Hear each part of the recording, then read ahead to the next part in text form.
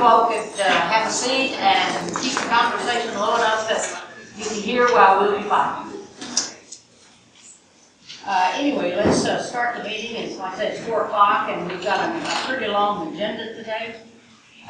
So we'll start with the minutes. I think these have been circulated to everybody. Are there any corrections or additions that anyone would like to add? If not, can we have a motion to accept those? Motion to approve. Second. Any other comments? If not, all those in favor? Okay, the motions are done. We'll have the financial report.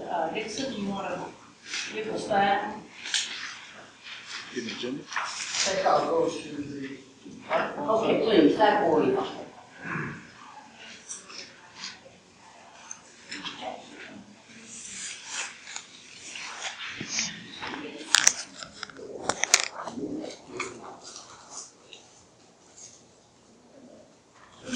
Copies of the financial report are in your packets.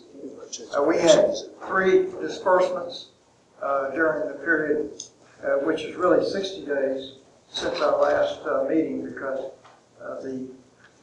we skipped the July meeting with the site visits.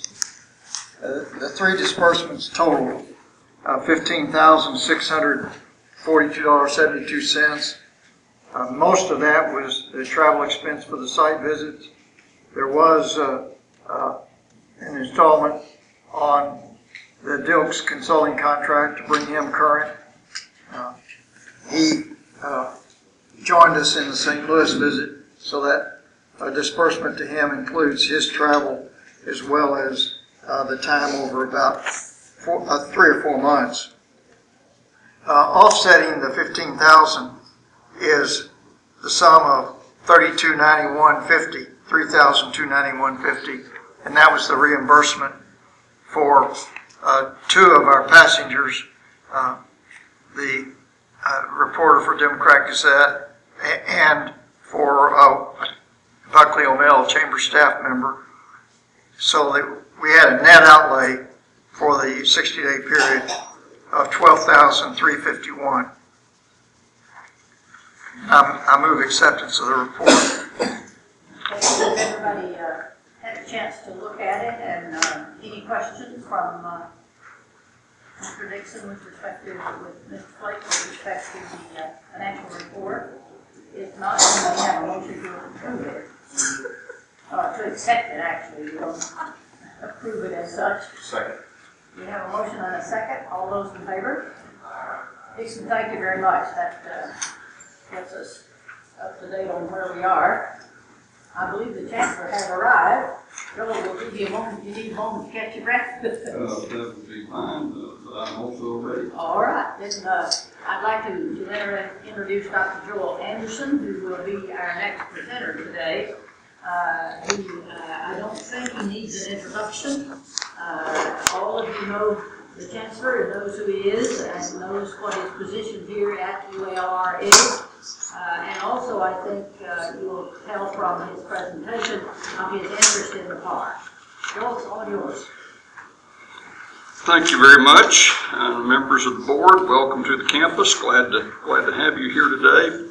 Members of the audience, glad to have you here as well.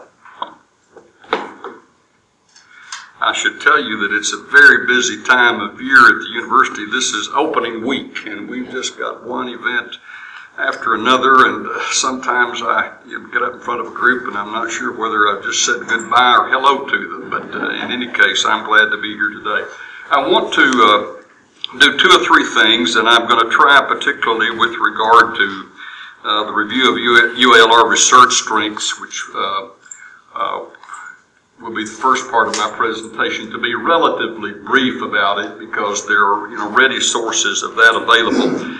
And we have gone about, this is not a recent thing, we have over the recent years from time to time evaluated our research areas for their strengths on 2 primary criteria.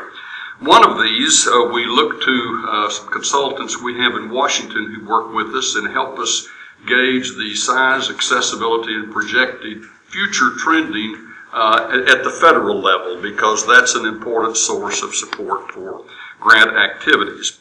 Then within the state, we've certainly been interested in the marketing opportunities, so we've evaluated the size and growth and estimated opportunities within the commercial market, and our Small Business and Technology Development Center has helped us with that, and they've used various market research databases to help us with that. And out of that, I'm going to hold up these three areas, but I'm really going to talk about one of them, and I would say about the other two that although it would also be true of the first, if you have questions that, at a later time you would like to pursue, where there would be no better source than the chair of your board to talk about the research strengths and initiatives that we've had in the areas of data science and bioinformatics.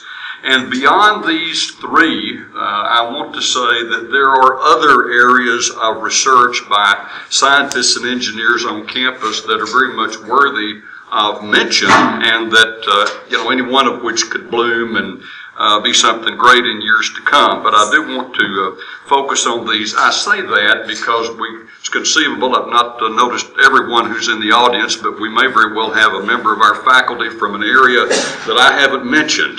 And I just want to acknowledge that I'm aware that there are other areas where we have been doing some very interesting and significant research. But the advanced materials area, and again, this is a fairly busy slide. I'm not going to go through it in immense detail, but this core strength area of advanced materials actually involves research in multiple areas, and you'll see in parenthesis there a number of times the scientists who are the individuals that are involved in this, and there are a number of them. One of these is nanomedicine and toxicology, and I'll say a little bit more about that in a moment, particularly the tissue engineering, but there's been important work there also done in cancer diagnostics and cancer therapies using nanomaterials. The second is nanocomposites for sustainable and clean energy applications, and I'll say just a bit about the first of these in a moment, the water filtration.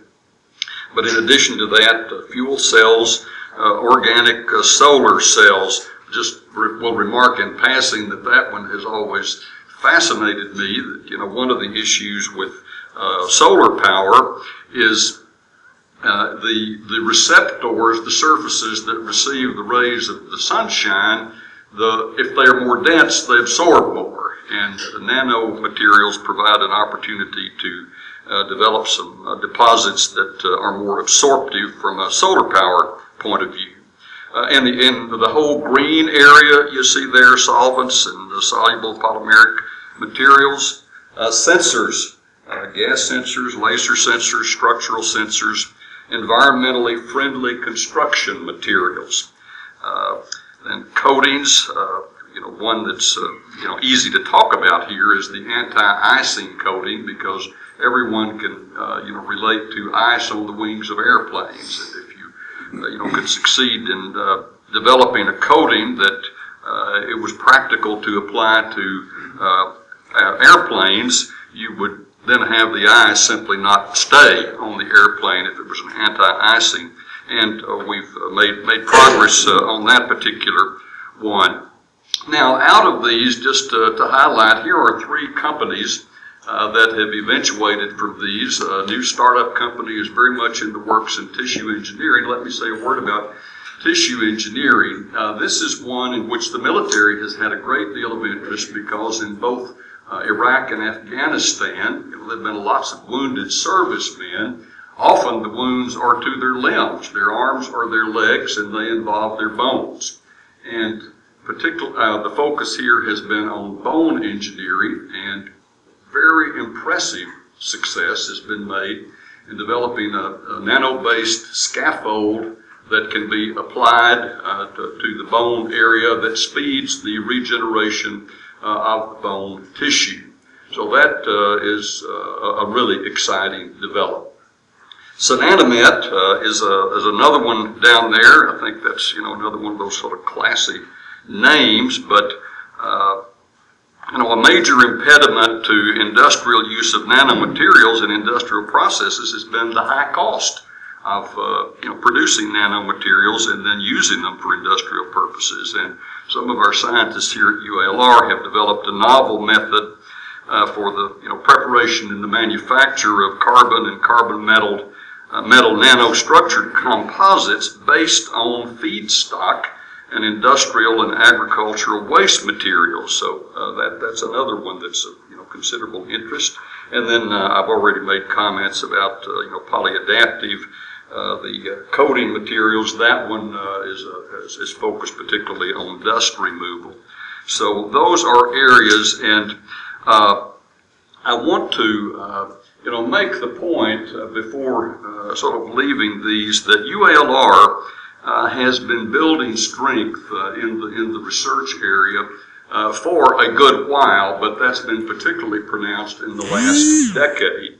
And just emblematic of that, I'll just mention two buildings on campus. One of us is our Engineering and Information Technology building, which houses our engineering program and our information science and information technology programs. That's a $35 million building. We opened about 3 years ago, and was, upon opening, one of the most high-tech, best wired facilities in the state of Arkansas. That's a 110,000 square foot building, a very sizable structure. And then more recently, we've opened our Nano Center building, which is a 50,000 square foot building, $15 million structure. And along with these improvements in terms of the facilities for supporting research on campus, we've also been hiring some very fine faculty for that purpose. Now, one of the things, I want to shift gears because I know you've got a busy program, but I just wanted to give you a sense of the breadth of the significant research activities going on here that have a good bit of potential, and then some that have particularly emerged in the materials area here in recent years. Now, I want to shift my gears, get away from what I've got on the screen for the moment, and talk about the development of a research park, and also where you locate a research park. And one of the things that I very much wanted to suggest that would be, I think, a very smart thing for this board to do. I recall that a few weeks ago, some of you, and I had the pleasure of being on that trip, visited a couple of tech parks, one in St. Louis and one in Winston-Salem, and I want to suggest that we go to Fayetteville. I think that the Arkansas Research and Technology Center, facilities up there, what's called ARTP, would be very instructive. In fact, I don't think there would be a more instructive model anywhere, for the simple reason that it's been developed here in Arkansas in the kind of environment and with some of the limitations that we face here in Arkansas. And I happen to know something about it. It actually got underway back in the early 1980s, which means it's taken 30 years plus for it to get to where it is today. And at the outset, they didn't even have this in mind. They bought an old hose factory down not too far from campus, south of campus, as an engineering research center. And they actually started out with engineering research taking place there. And then in the 1980s, with some funding from ASTA, they put an incubator, business incubator in there. And it has evolved over time. And it currently includes, in a sense, these three components. And putting them up there like that may actually kind of exaggerate the distinction between them.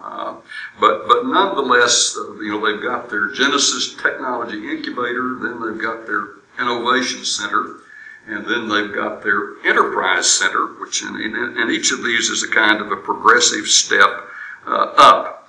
And they've deployed this over time. It has, in a sense, grown organically in response to the need. The second stage, we're sort of shaped about what happens back in the incubator stage, and then what happens in the second innovation stage then shapes what is placed and done there in the Enterprise Center. So what they have here is they sort of span the innovation spectrum from beginning to end, and that's where we want to get. We're not going to start there, but that's where that's what we need to plan for over the long run, and that certainly has implications for what structures that you start with. But I just am familiar, and then Jeff Stinson actually helped me get this information to put it together. They've got a very interesting I wish I had their book of business to give you a sense of what all they've done and how extensive it is. But this is a case study. One company that started there and has been very successful, but I think there are a number of things you can see in it. If you go back over there to the left, and again, this is a kind of a busy slide, but this started in 1997, and it was founded by, and I think this is significant, it tells you something about technology parks and their relationships to university. It was started by a professor and a student, PhD student, and it was located first in the Genesis, what became the Genesis Incubator, and 100 square feet. 100 square feet, pretty small thing. Then 5 years later, in 2002, during this period of time, it's beginning to have some success in securing grant support, both from the university as well as from the SBA, the SBIR program. Then in 2005, it expanded to 2,000 square feet and employed 8 people. Then in 2007, it moved from the Genesis Incubator and into the Innovation Center and constructed a clean room and some test facilities, and it expanded to 4,500 feet and 15 employees. This is its progression. And then in 2009, it moves into the Enterprise Center. It's very much getting traction, occupies 10,000 square feet and has 25 employees. And then today, it's occupying 35,000 square feet with 45 employees. And through all of this, it has worked very closely, integrally with UALR, with UA Fayetteville, faculty and staff and students. Now, in terms of outcomes that are of interest, this tells you something about the employees. They get them from the university, those that are on the high end. And the average salary is $90,000, and that gives you some sense of the impact that an activity like this can have. And I like to make the point that in a technology park, you're going to increase the number of jobs available all up and down the spectrum. But what distinguishes the companies and what makes them very boosting to a community is that you have more of the high-end jobs in them than you do in most businesses. They wouldn't be justified in most businesses. So I think this is a great case study, and there would be others, but I think it's very insightful in terms of what happens in these kinds of tech park developmental situations. Now I want to go on to my next and final major subject, and that's yesterday's announcement that there has been some publicity about.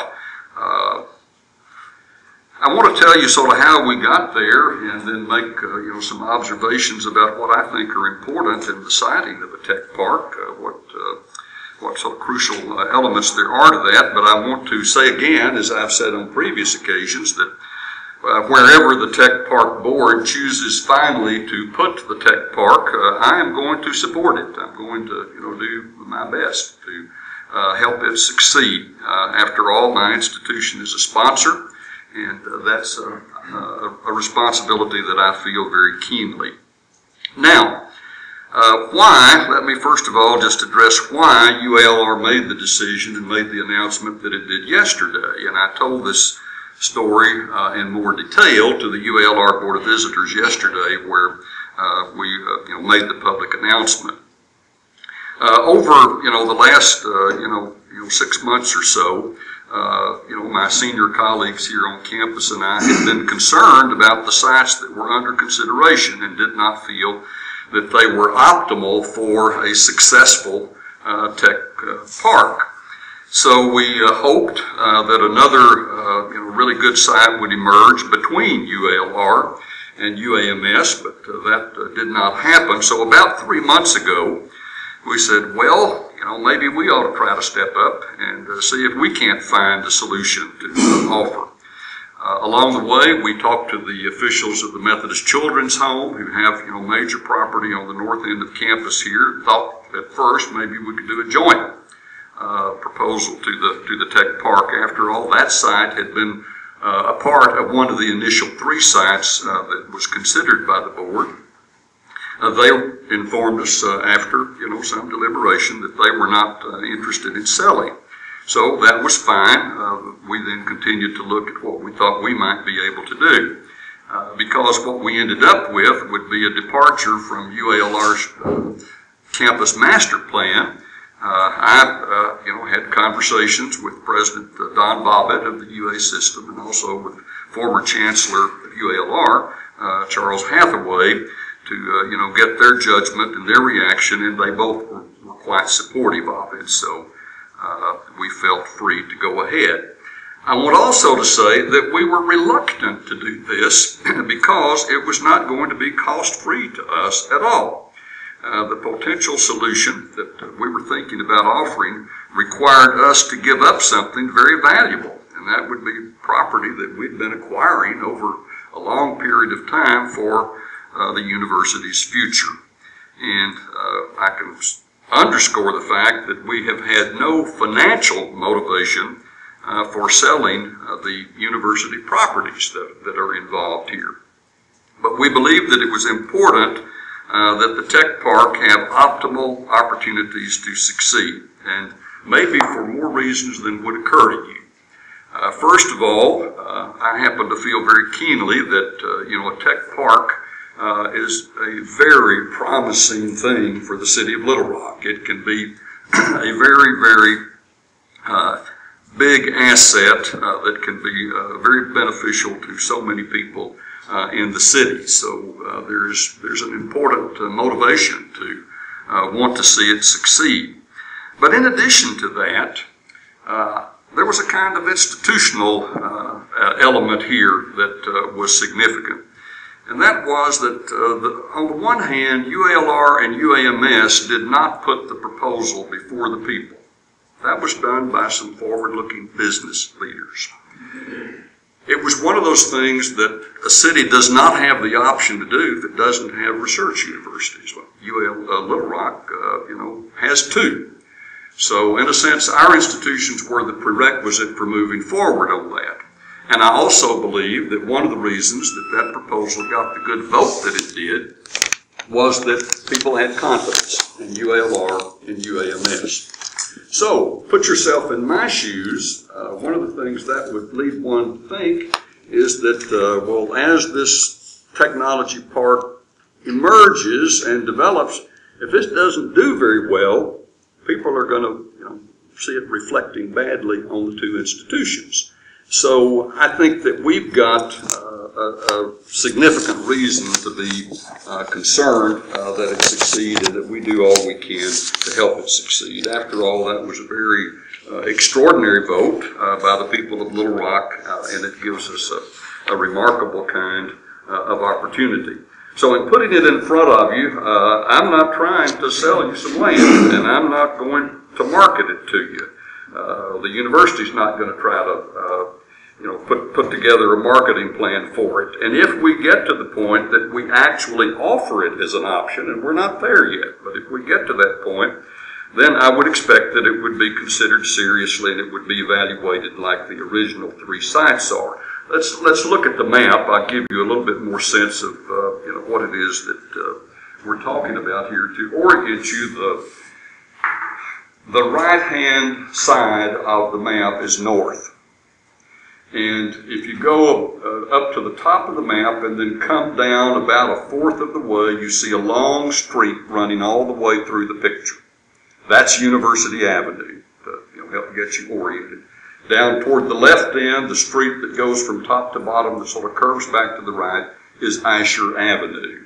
And then, of course, if you back up a ways, you see Coleman Creek running through the campus, and then also the street beyond which you do not have any, colors other than the black and white. That's Fair Park. So what you're looking at is the part of the campus that, and I've got a pointer here somewhere, hope it works. This is the Jack Stevens Center, the athletic facilities center. Big parking lots here, and this is a big parking lot. And then this is the Methodist Children's property here. The university and all this area here, that actually goes down all the way to the end and back, does not own what is in yellow. Don't own the Methodist Children's property, and then we don't 28 of these parcels in here. There are 35 of them that we do not own. So let's see the next one. We began those discussions yesterday. There are about 20 and a half acres there, and half of that area is owned by UALR. Let's back up one moment if we can there, Mia. One thing you've got, this is Fillmore coming here, this is 27th Street, this is Fair Park, and then this is 24th Street. This is the north end of our parking lot, and it's an area that is almost not used. It's a very underutilized part of the parking lot. I think that there's a psychological factor that comes into play. I've myself walked that distance any number of times, and if you like to walk, it's not all that far, but I think that it's perceived as being just a long way off from the core of campus. Plus, the parking lot peaks. It has a little incline that goes up to about right there, and then it goes downhill, kind of noticeably, not dramatically, but it goes downhill. I think that adds to the sense that it's far off. So we decided that we would include in it. So you put all this together, and that's about 20.5 acres. All right, let's go back to the other side. Here are some of the particulars. There's 65 residential parcels in that area. 28 of them we owned. 17 of them are owner occupied, and then 20 of them are rental properties. And our position has been that if we get to the point of proceeding with this, that the federal guidelines should be followed for the relocation and purchase agreements if the site is selected. Now, well, let's back up a minute. I'm not quite ready to leave this one. What we are up to now, and we started last evening. We had a meeting at 5:30 with a good sizable group of neighborhood leaders and residents, and we're going to go through over the next several weeks meetings and conversations with everyone in this area. The university is not going to make a unilateral decision on this. We're going to have conversations as we did last night. We're going to explain everything very fully, and we're going to then determine what the feelings are of residents in the community. There clearly are some benefits to the community, to the revitalization of this whole area of the city, and so we'll be discussing those. And as was the case last night, there'll be a number of questions that people will have, and we will address those. And that's the manner in which not only are we going to proceed, we've already started proceeding in that way. And I would ask that people not underestimate us in terms of our intentions in that regard. Now, I have some very definite feelings about things that need to be taken into consideration when a tech park is sited. And these were actually all heralded by the original Angle Technology report, where there was an emphasis on proximity to research institutions, on easy access to the resources of the universities, access to high speed, broadband communication facilities, and all of that argues for proximity to the universities. I think I did not distribute to before I sat down, and in my brown folder or that other one there, Priscilla, there is a list that I want to give members of the board that is a list of our students, 10 students that I had an experience last week in meeting with them, and I think it's quite relevant to what we're talking about here. The event was what was called the EIT, that's the Engineering and Information Technology Super Scholars program. Here I just want you to see the list. I'm not going to spend much time on it, and I've got additional copies for other folks that might be interested in it. But I went over there, and these 10 students who've been in this program this summer had their poster boards all made, and they stood there and explained and went through their projects. And one of the things that was striking was they were all undergraduates. All undergraduates. I want to emphasize that. They were all undergraduates. And there are 2 or 3 of these projects I could actually explain to you. One of them that was quite interesting to me was there was a student that is trying to capitalize on the possibility of using the wind along highways as a source of energy. And I want to tell you, he had a prototype built that he and another student had built of a cylinder that stood about this high, had vertical blades on it, and it would, catch wind like this. And the idea was that then, when the cars come by and the wind is strong enough, it generates electricity, which then is used to light the signs that the highway department from time to time puts in various places. I thought maybe that's $1 million idea. I was, kind of wondering if maybe I shouldn't see if I couldn't get a little equity in that right there at the beginning. But that was one of them that I could kind of understand. Now, there was another one that, campus people would be very interested in. It was what I would call a robot taxi. Now, that's, not what it was called here, but the student was, developing a little taxi, a little vehicle that would not have a driver. And you'd be able to call it from somewhere on campus, and, then it would drive up. And it would take you wherever you needed to go, and then it would be there and could be called by someone else. I thought it was just incredibly neat. And, there was one of these, the one next to the last one there was really basically a statistical analysis. But the point that I'm getting to is that the kinds of companies that we're talking about starting and hatching love students. They love high-tech students. And here's why. They are a relatively inexpensive source of workers for companies that are struggling to pay the rent to begin with. And in addition to that, they are smart. And then in addition to that, if you have them as interns, you employ them while they're students, and in a way you test them, and so you're in a better position then to get the workforce that you're going to need for your company to succeed in the long run. So, proximity and the accessibility back and forth among students is very important. And I wanted to emphasize that because we often, we can grasp the notion of faculty members as inventors and innovators and so on, but we often don't think about students and how important they are to the kinds of companies we're talking about. And among these 10, we're talking about the innovators, the entrepreneurs of the future. One of these young men, I wouldn't be surprised if he made it, said he was planning to be a millionaire for the time he was 30 or 32. I don't know why there was a little, he hedged a little bit, 30 to 32, but in any event, you like that kind of drive that they have, and these students will just, they'll work day and night.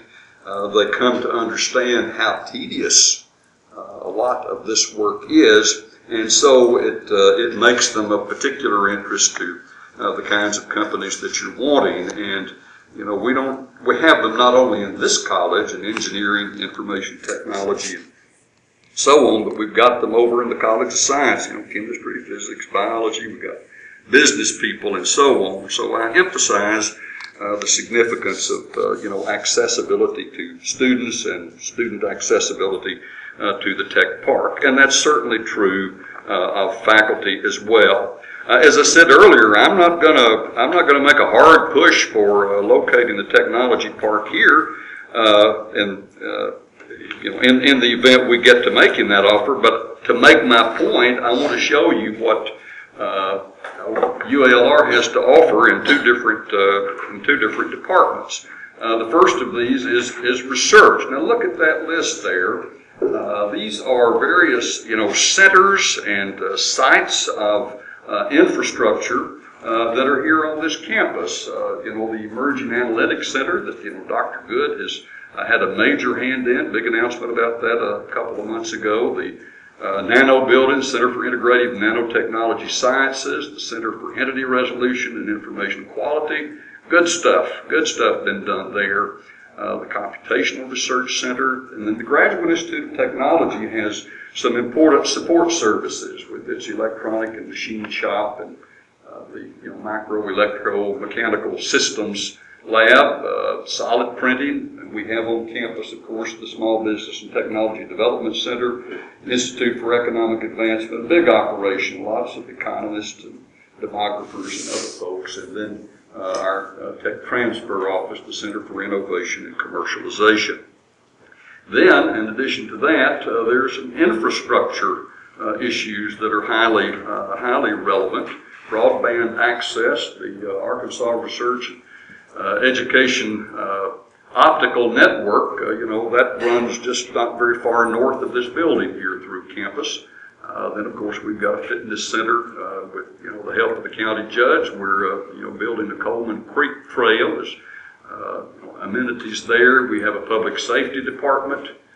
We've already got a shuttle service that, drives to that parking lot that I was mentioning earlier. It's got the library, mail, printing services, and so on. So those in the previous slide are some of the reasons why, the environment in proximity to a university is very valuable in the development of a tech park. And I wanted to highlight those. Let me conclude by just saying about that I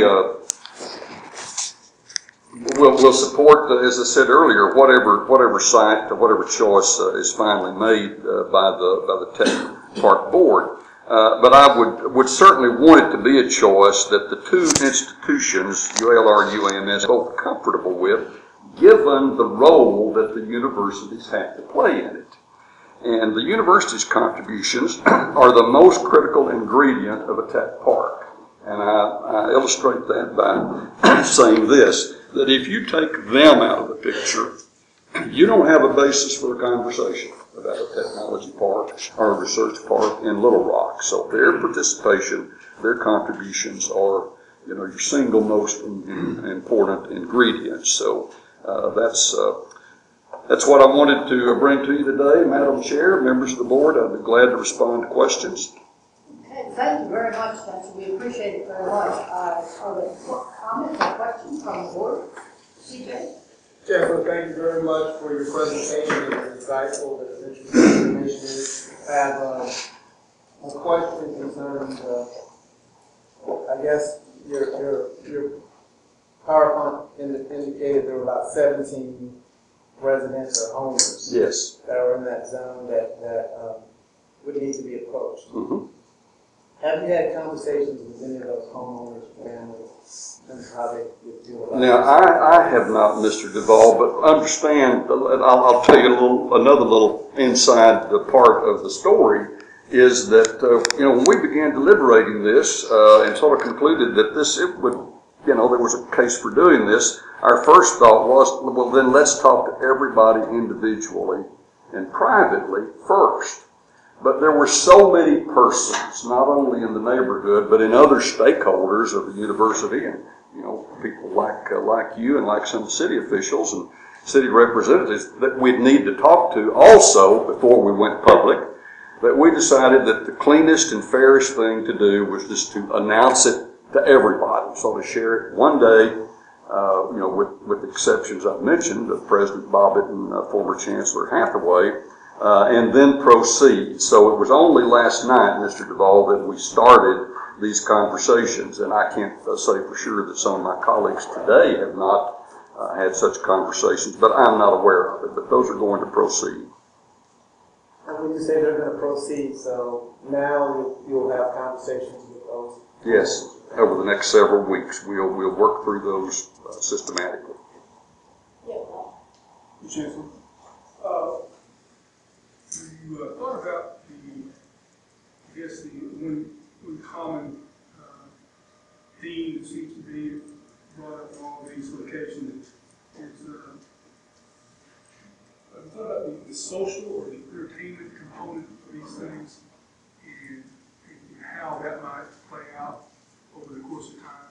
Well, I think that's important. I don't think it's primary. I think that's a very important thing because I think there is, great enthusiasm. There's a whole new ideology out there over the last 10 years with the creative class, and there's certainly substance to that.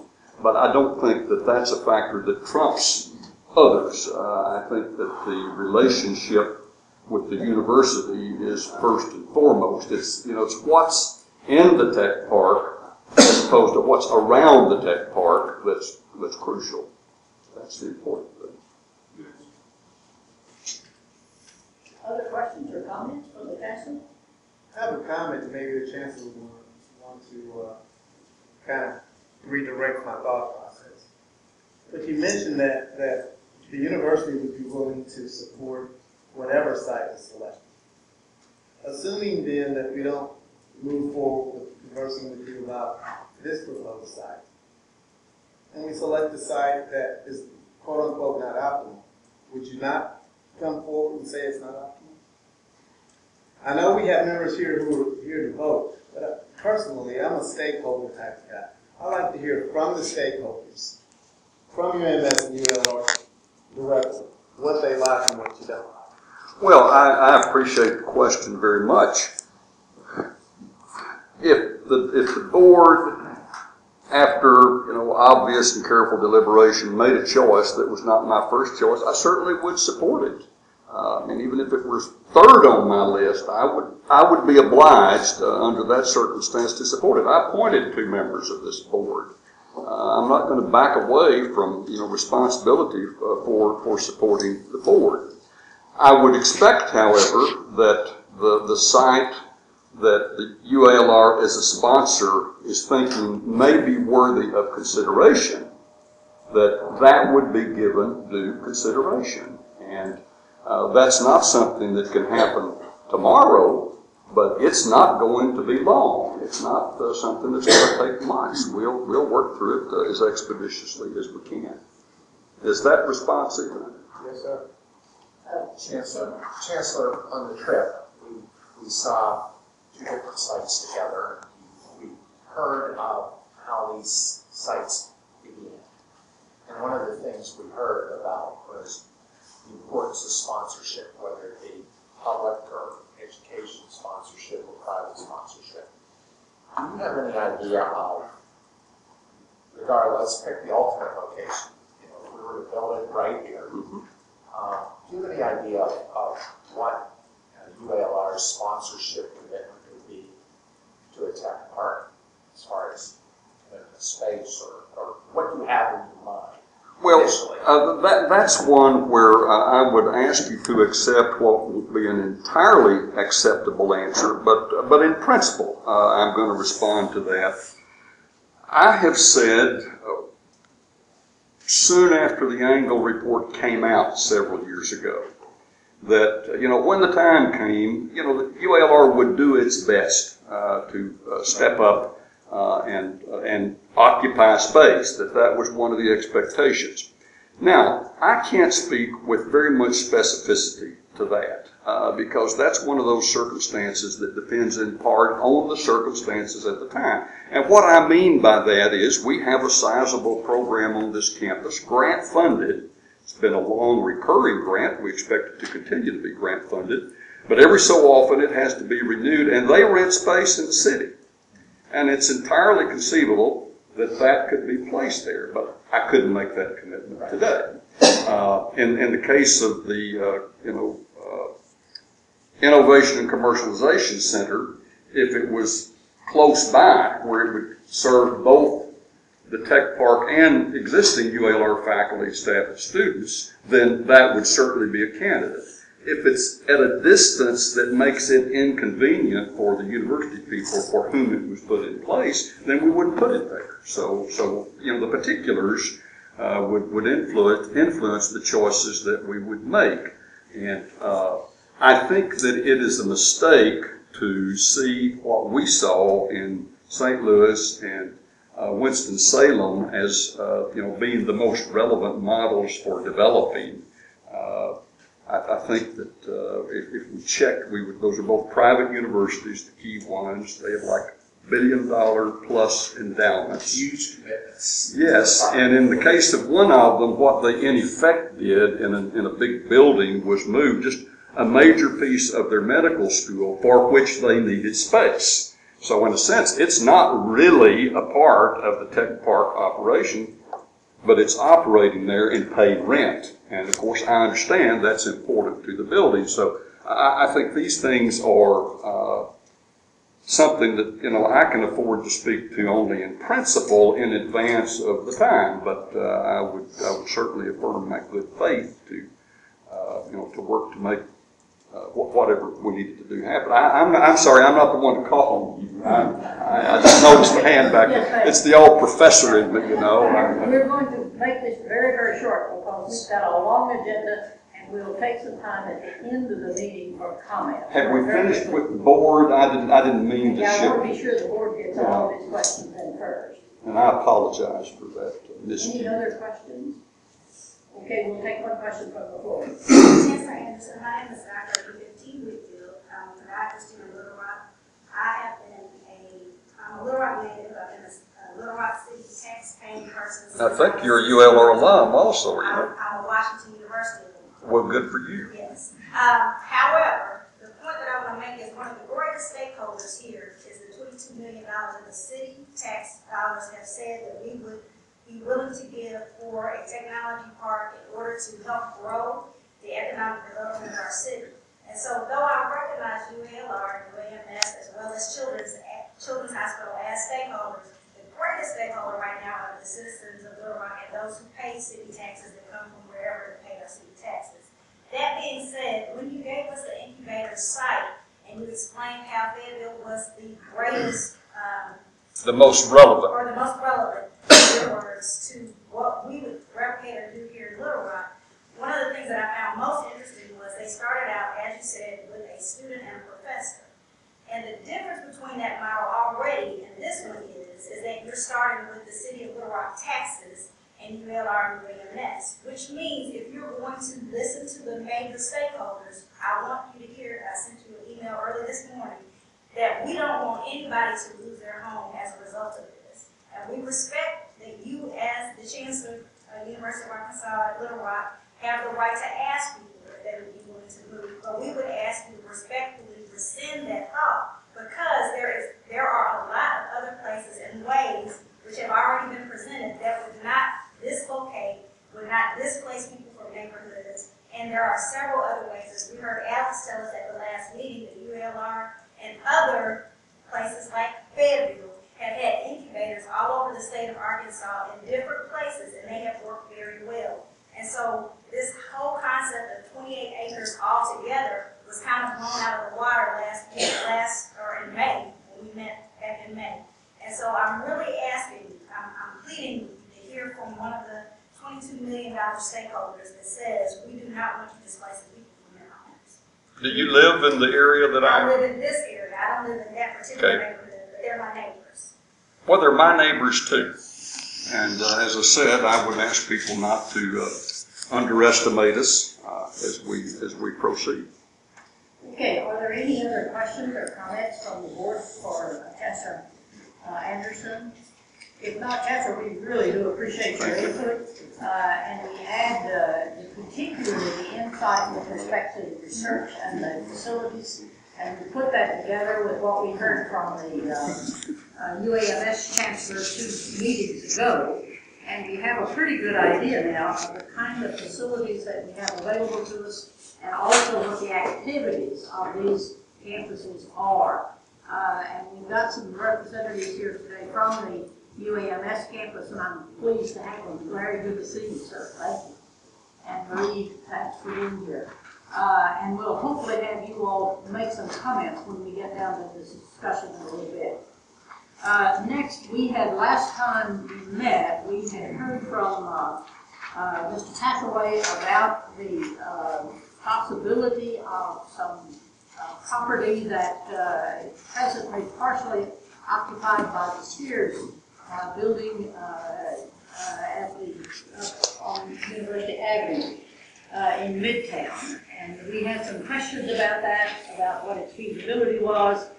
We asked Mr. Hathaway to try to answer those questions. So he's back, his son is back today to answer the questions that we had presented last time. So this is not a new site, but an update with the answer, hopefully, to some of the questions that we asked last time, okay? Thank you, Dr. Good. I've always been impressed with anything presented by Joel Anderson, and today is included. I assure you that he had a lot more big words in his presentation than I will have in mine, and I was mostly impressed that he could pronounce them all. I appreciate the opportunity to speak to the board today.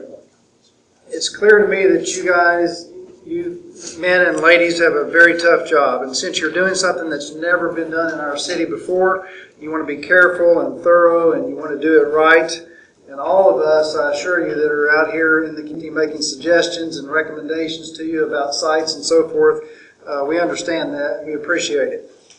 The reason that I'm here is very simple, and it goes like this. We've had a site in front of you, and there's been at least some degree of interest expressed by some board members in that site.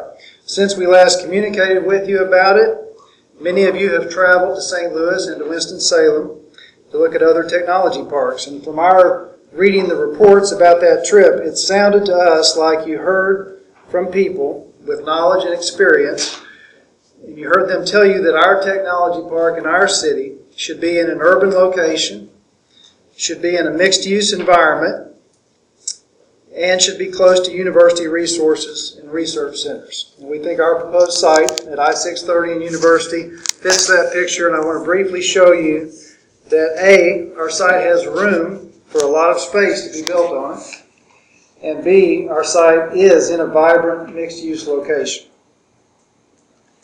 So we have the site. It's at the northwest corner of I-630 and University. You've been made aware of this. This is a new drawing. This is a conceptual drawing only. It highlights the site that we're talking about with the red outline. Here's I-630, and here's University. This is the site. This is a new drawing showing a very preliminary indication of what could be built on the site. The Technology Park Authority would, of course, plan the specific layout of what would actually be built on this site with much more specificity based on the tech park's needs and objectives that it establishes over time, based on many factors that we don't pretend to be aware of at this point. What we wanted to do was to show you a general idea of the kind of scope and density that could be, based on professional advice that we've received, could be built on this site. The other thing that is shown on this drawing is the way that this site relates to the surrounding property, and I'll get into a more specific discussion about that. Now this next slide has the same drawing on it, but I'm calling this build out. What I want to explain to you here is that, again, this is a very general illustration. It's not at all a precisely designed site plan where we've had a high level of engineering and architectural study going into exact footprints and locations and heights, and et cetera, of each building and each parking deck. But what this does show is the scope and the density that this site can support. It also shows one reasonable scenario for the long-term full development of what we think would be an excellent technology park, using mid-rise buildings and structured parking.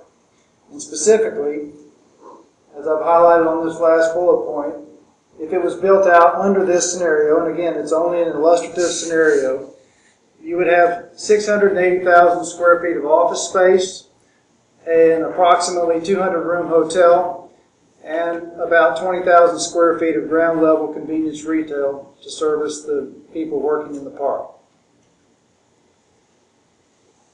Next, I want to mention a little bit about how this site fits in with its immediate surroundings. Again, it's the same drawing that we're looking at, but if we'll kind of direct our attention, we've been talking about what could be built on this area.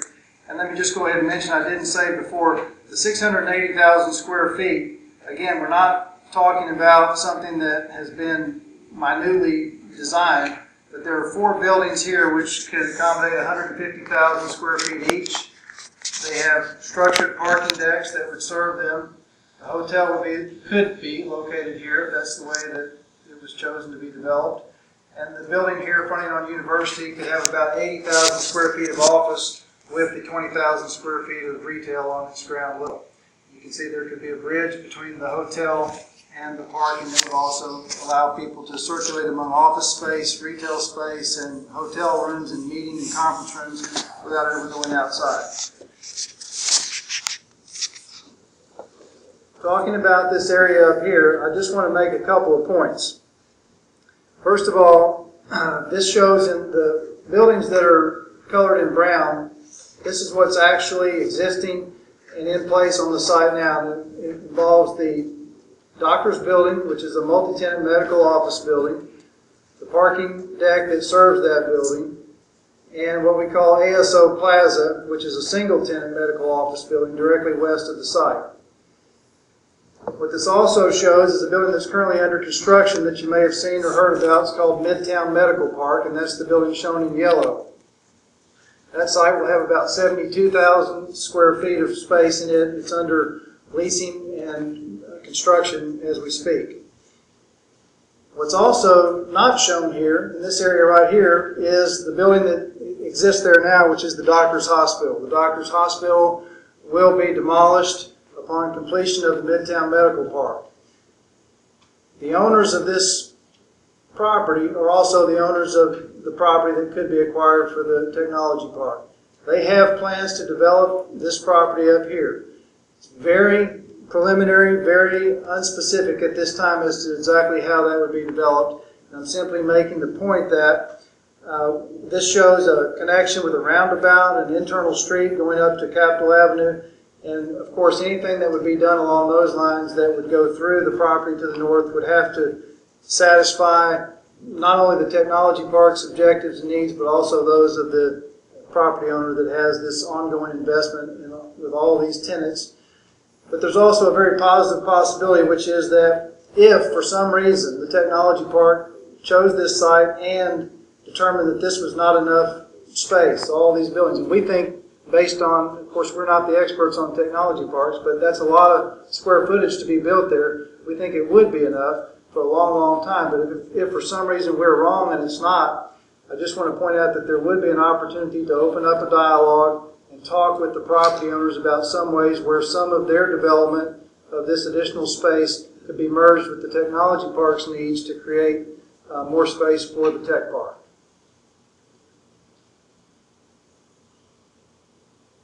Just a few of the key site features. We've talked about the possibility of a roundabout and internal streets that would be new. There would be a lot of pedestrian and vehicle circulation throughout the site. This area right here, you notice there's no streets, driveways, or cars in there. That would be a very pedestrian-oriented plaza that you might choose to design into your park. It would allow for a lot of things besides just people walking between buildings. You could have it as a gathering space. You could have a lot of natural green aspects to it. And you could have programming of various types where you would have lectures, lunch and learn type programs, various things where people would use that as a gathering spot if they were working or visiting the technology park. We also have, just to kind of recap, we're talking about a combination of hotel and office and retail bridged to the appropriate parking. We're talking about potential collaboration if there was growth needed. And we've got unparalleled access and visibility by being at the corner of I-630 and University Avenue. I kind of want to move to a little broader view here and not just about the specific technology park site that I've been discussing, and talk about where it is and what that can mean for the success of the technology park. There's a buzzword that I'm learning about, live, work, play. It's actually 3 buzzwords, I guess, but there's a phrase, live, work, play, and it's become very much talked about in all kinds of development settings and urban settings around the country. Live, work, play is already in place at this location. It's alive and well, and it's actually growing as we speak. When I look at this aerial photograph, I see a lot of things. I see people living in established neighborhoods, a mixture of old and new housing, a mixture of single-family homes and multifamily homes, duplexes, fourplexes, large apartment complexes. I see brand new apartments under construction and leasing up at a rapid rate. I see owner-occupied homes. I see rental homes. I see just a very diverse mix of housing that totally surrounds this site. So people are living here. I see one of the major hospitals in the state, one of the most respected and largest hospitals. People are working there. Lots of people are working there. People are working in office buildings right here, large office buildings here. People are working in all the retail that's all around here. There's a lot of people working in this immediate area. And people might have different definitions for what it means to play, but I know some people would consider shopping being playing, some people would consider dining out being playing, and some would consider playing golf. Well, we've got a golf course here. We've got a city park that's large and has a lot of opportunities for recreation.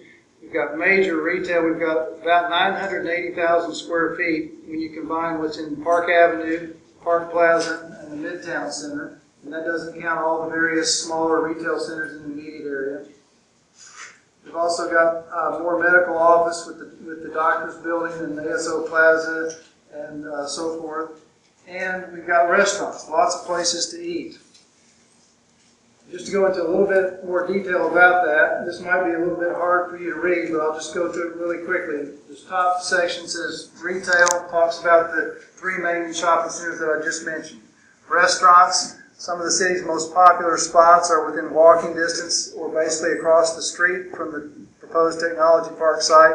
Cheddar's, Panera Bread, McDonald's, Chipotle Grill, Chick-fil-A, Big Orange, Cantina Laredo, Payway, IHOP, very extensive food court in the Park Plaza Mall.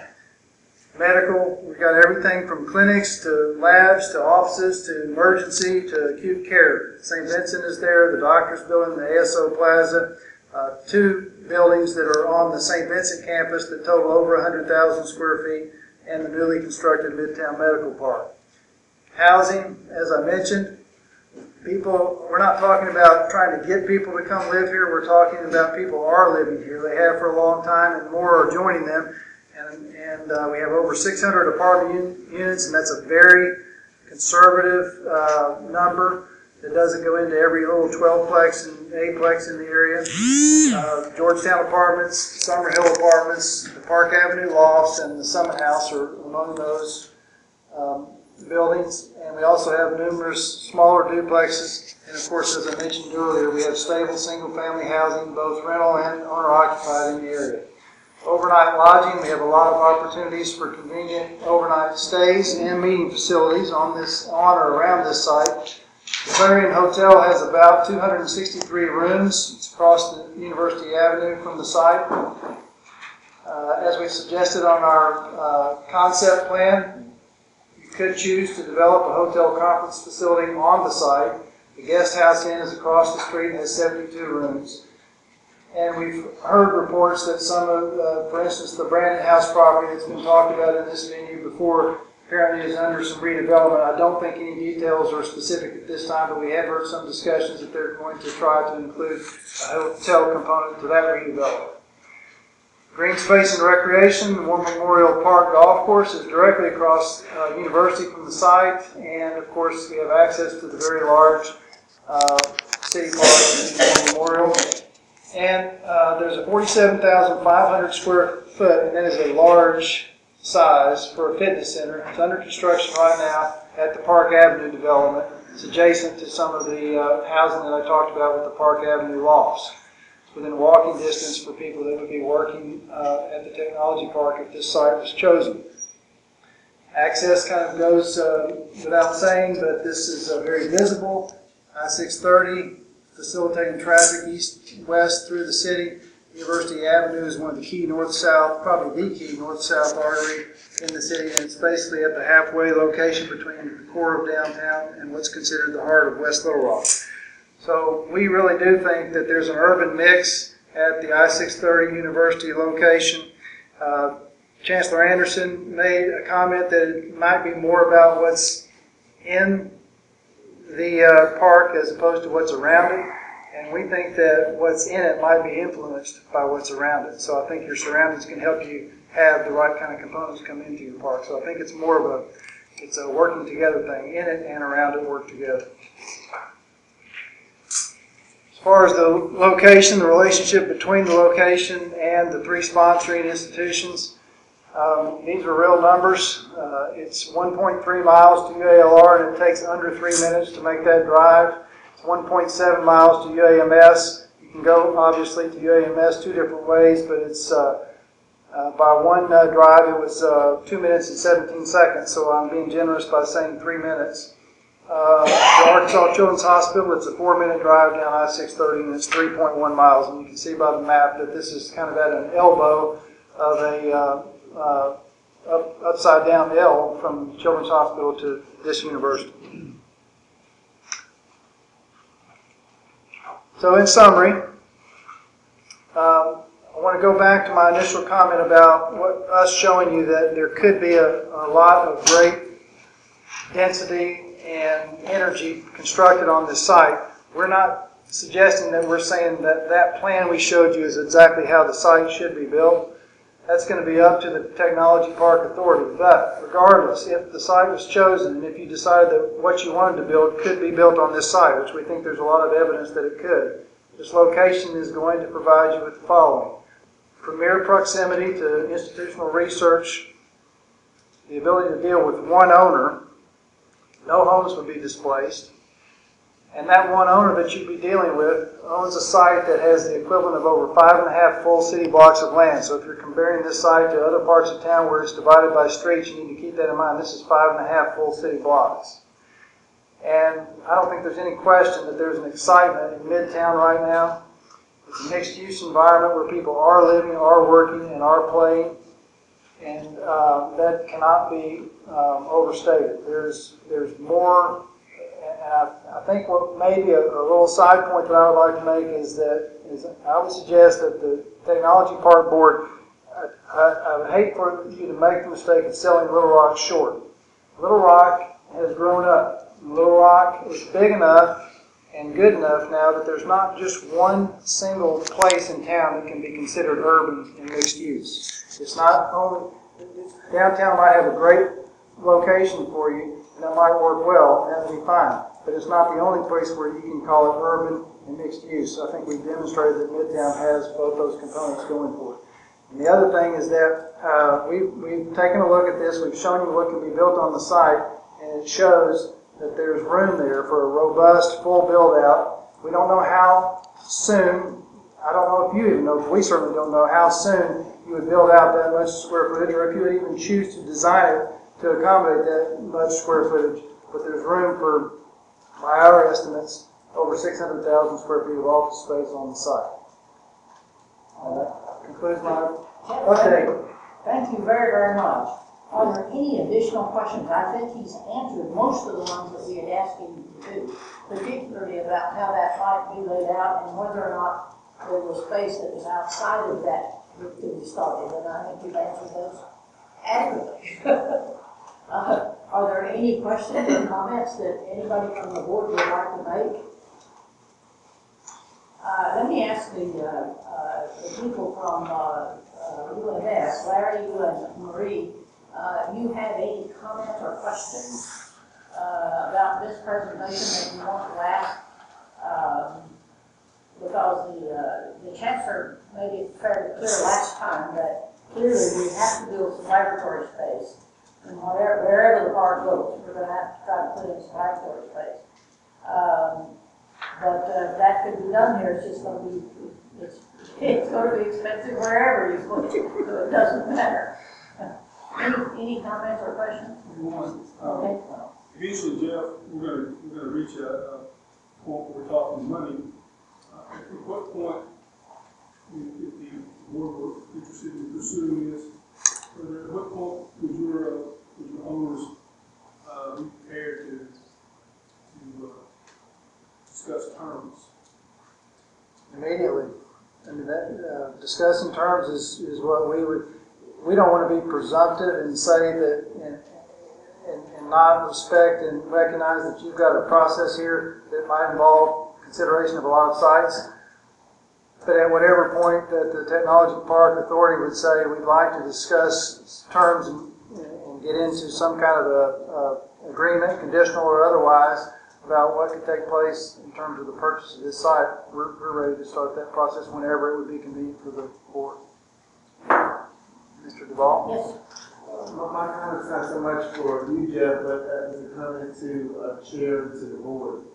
So Bob brings up what I think is going to be a very complicated issue, and that is the monetization and pricing of the selection process. Because I'm guessing what you're saying is, in order to get that type of information, we're going to have more than one site involved, right, in competition, so that monetization valuation is going to consider into our decision for the site, or we select the site and then we can negotiate with one site. I want to understand what you're saying. That depends on the part of our conversation. Yeah, my only point was just for this specific site, given the fact that, you know, we look at other sites, for example, the Chancellor's presentation tonight, it's not quite baked yet. Okay? It's in the oven, but it's not quite baked. Other sites, you know, are in various levels of being ready. This site is ready. So my question to him was just for the fact that it's one owner, one site, it's ready to go. And I just wanted to know, based on that, if the owners had come to terms about what they were going to be asking for the property, and or whether or not, you know, where they were in that process. Yeah, so this is a conversation between us, right? Yeah. So we really need to have an agreement session about money, because having monetization decision on one side is. Oh, I agree. We're going to have to talk about whatever sites, whichever sites we look at, we have to have a conversation about money. Well, and we also have to have a conversation about need. Is the other part of it. And I think the last time we talked about this site, what was concerned about is it 30 acres? Correct. And after what we saw at Winston-Salem and St. Louis, I don't think this site's too small. It may be too big. And it may be more than we need to buy right away based on the two parks we saw that have been in existence for 10 years that would use a fraction of the resources available in this particular site. So, and I don't know what the right balance is there.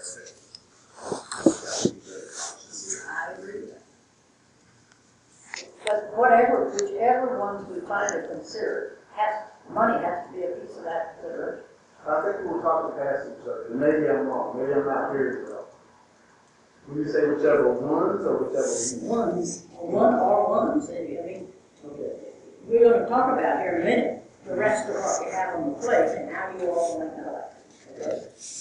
And once we get through that, then we can decide what are the last kinds of questions you want to ask before you make a decision. Any other questions though for Jeff? Jeff, we really do appreciate you coming today. Very nice presentation. We're down to number 5 on the agenda, and this has to do with the 2 new proposals for which we have limited information. But they're on the table at this point, they have been submitted, and I need guidance from you all as to how you would like us to handle these. The first one, I did send around to you the diagrams and things like that. This is kind of a, I made the comment, it's kind of an off-the-wall proposition to build around War Memorial Stadium. And they would like to come to the September meeting and make a presentation, and we need to decide whether we want to do that or not. And the second one is not even fleshed out to that extent, because we simply have a letter from the Downtown Partnership saying they would like to make, that they are putting together, as I understood it, Jay, you may have more information from them than I do, but in the letter they said they were putting together a proposition which they'd like to present at the September meeting, if I've understood that. That's the information I have. Yeah, but I don't think they even at this point have that put together. I can't answer that. From what I understood from the letter. So the question that I have for the board is, would you all like to, at the September meeting, have a presentation from this group that has the ideas about the War Memorial property? It's interesting about that. Part of that property that they're talking about building on belongs to the city. I don't know, do you know how much of it belongs to the city, Jerry? I do not. I believe part of it also belongs to the state. Belongs to the state, okay. That I don't know, but I do know that some of it belongs to the city. And in the Downtown Partnership, I just don't know what they're going to propose. I have really very little idea. I think it has to do with property along the Main Street corridor and their creative corridor that they're building, but I don't have any detail at all about that. Because I don't think they've actually finalized it yet. So the question I have for you all is, would you like to hear from those 2 propositions at the September meeting? Madam Chair, I don't know if anyone else has any relationship with Mr. Polikoff and his group. I've had the opportunity to actually be part of a program where he presented several years ago as part of the Ford Foundation Regional and Sustainable Communities Initiative that I was a fellow in. And so he comes with extremely high credentials, and they have been very successful. And obviously, they are partnering with a local entity, Newmark Grubb and Mr. Knight. While I am interested in any and all proposals, I think this one is similar to what we heard from the Chancellor this evening, in that it is an idea, and it's an idea that's going to be discussed with property owners, but it will take willing property owners to come forward. And so if they want to have those discussions and then feel comfortable coming forward to make a presentation at the September meeting, I'm certainly willing to listen to it.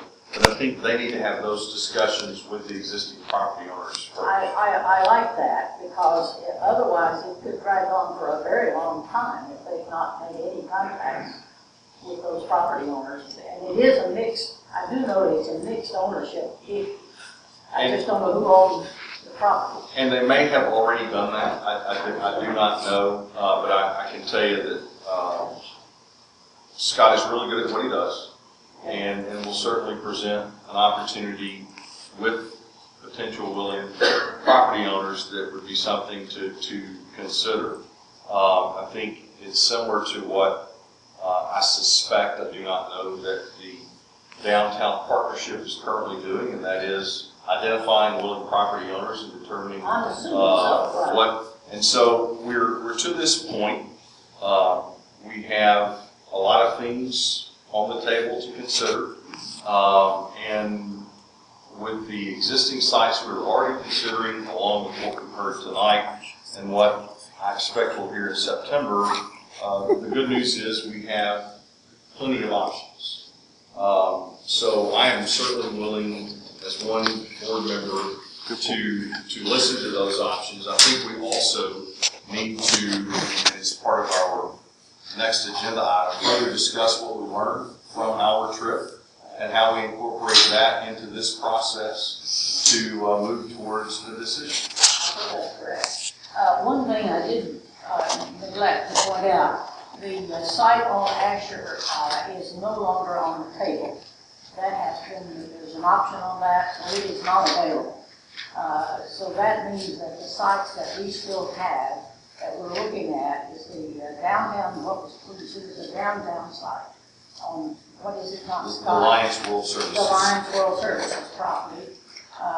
The property on Barrow Road. Correct. The property here on the Sears property we heard about today. The potential for the property which the Chancellor has given tonight.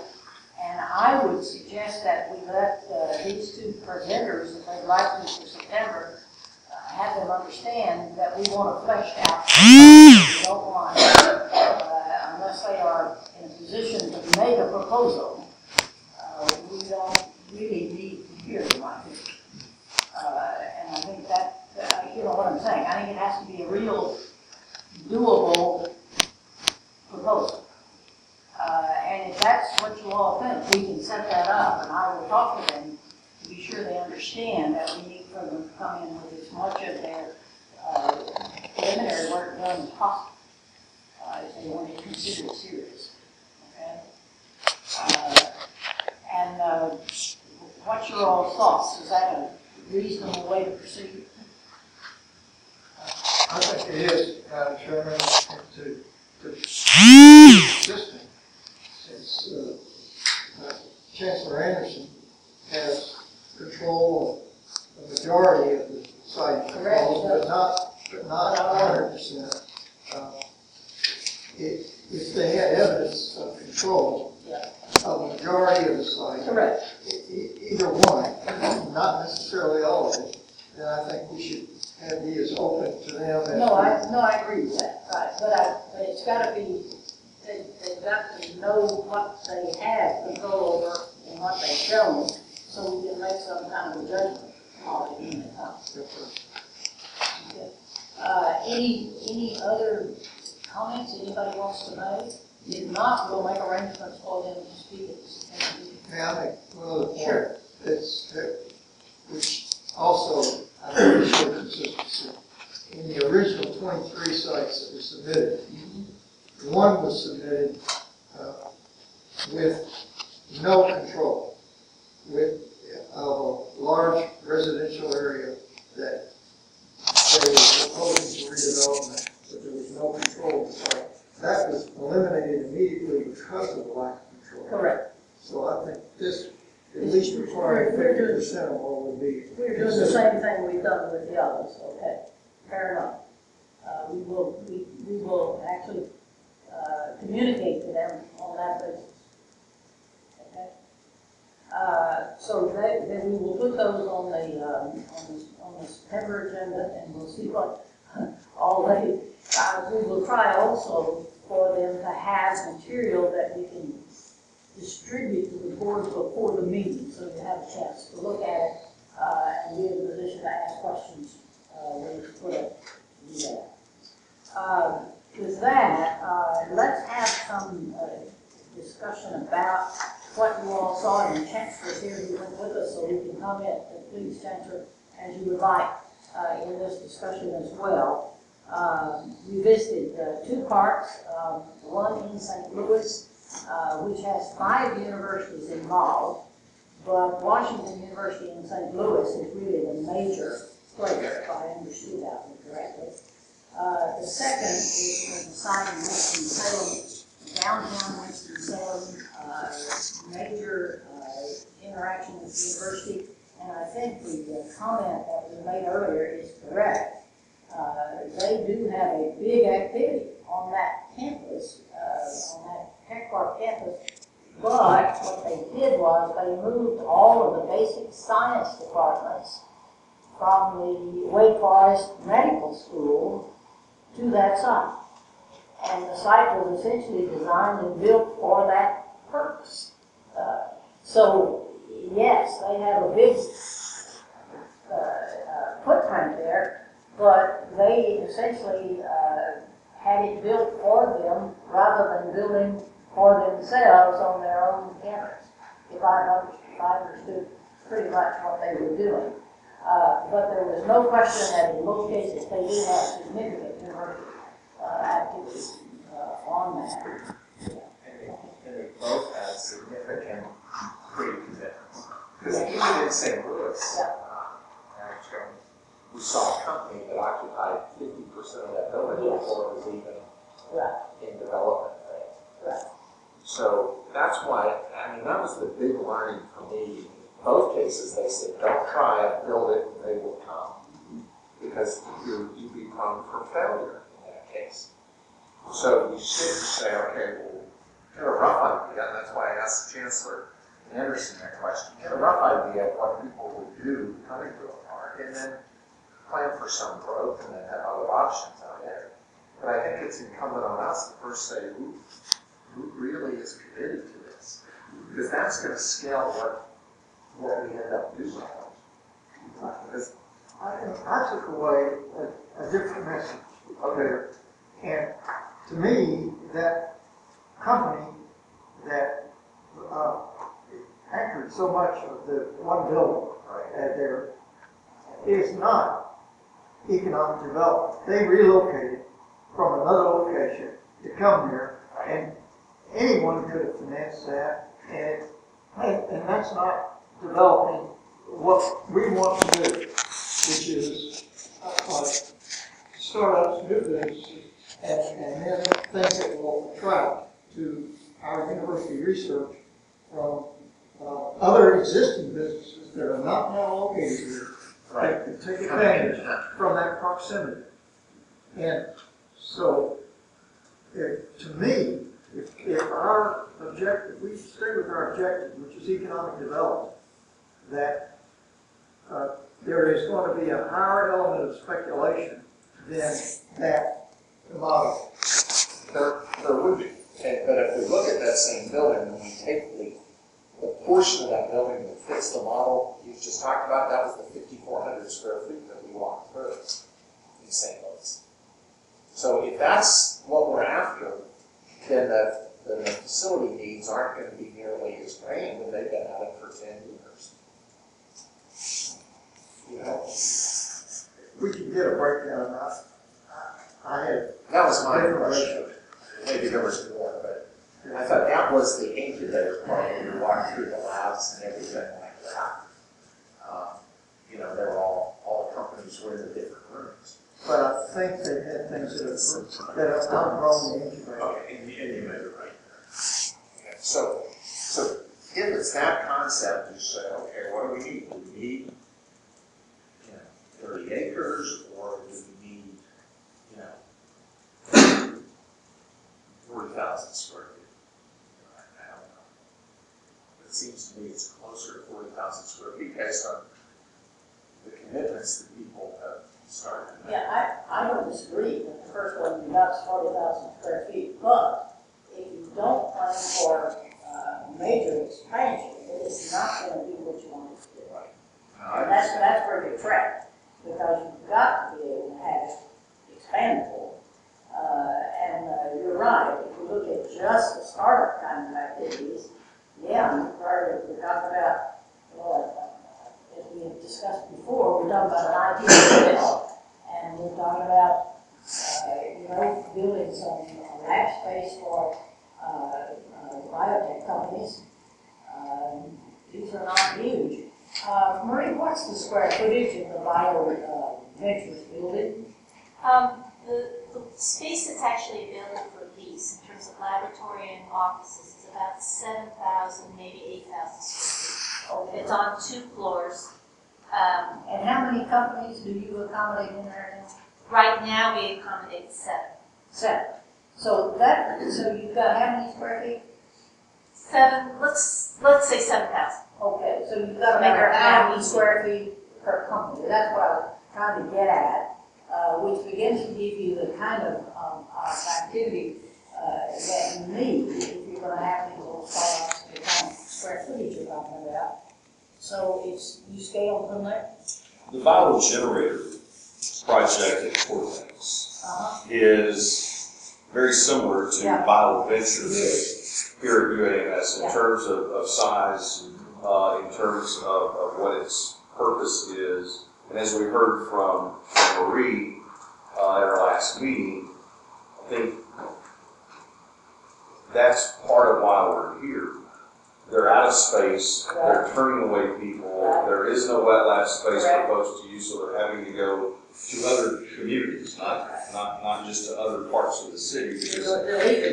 And so as we looked at Cortex and at Wake Forest, you had that as a piece of what their first building was intended to accomplish. But then there were other pieces around it. And that's the reason why I was very interested in the discussion with both Mr. Dilks and the Wexford folks, who have done this in other places. That's why I was very interested in the Chancellor's presentation tonight. While I am more familiar with what's happening at BioVentures by virtue of being part of the advisory board, we heard about 3 companies tonight. And there are actually more than that. There's at least 2 IT companies there. And my point to all of that is to get to, I think, Kevin's point, and maybe to Mr. Blake's point as well, is maybe we have someone come in and help us